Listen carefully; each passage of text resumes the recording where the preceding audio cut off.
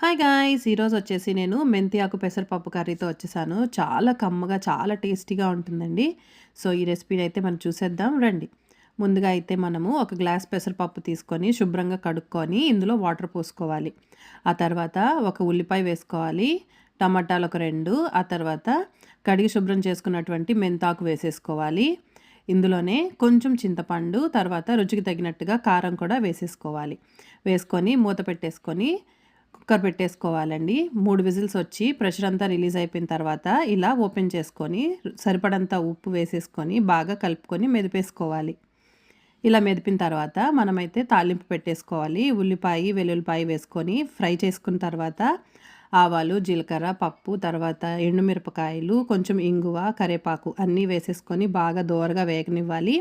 అన్నీ వేగిన తర్వాత మనం రెడీ చేసుకున్నటువంటి పప్పులో వేసేసుకొని ఎంజాయ్ చేయడం అంతే.